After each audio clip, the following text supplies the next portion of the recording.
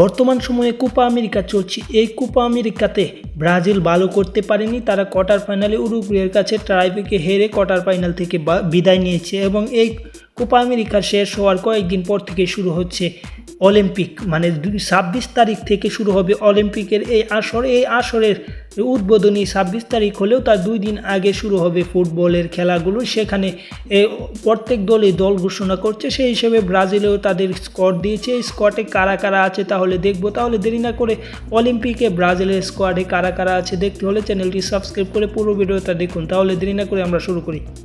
অলিম্পিকের স্কোয়াডে আছে ব্রাজিলের যে গোলরক্ষক তিনি হচ্ছেন লরেনা, তিনি হচ্ছে গোলরক্ষক, এবং গোলরক্ষক আছে তাইনা। 2 জন গোলরক্ষক এই দলটিতে রেখেছে এবং তার সিয়ানে আছে থাইস ফেরেরা, আছে অ্যান্টোনিয়া, আছে ইয়াসমিন, আছে দুদা সাম্পোই, আছে আনা বিউটিয়ারিয়া, আছে গাবি পলিট, আছে আদিয়ান, আছে লুডমিল্লা মার্তা, আছে জেনিফার ও গার্বি নোজেস। এই হচ্ছে ব্রাজিলের অলিম্পিকের স্কোয়াড। তাহলে দেরি না করে চ্যানেল সাবস্ক্রাইব করে রাখুন।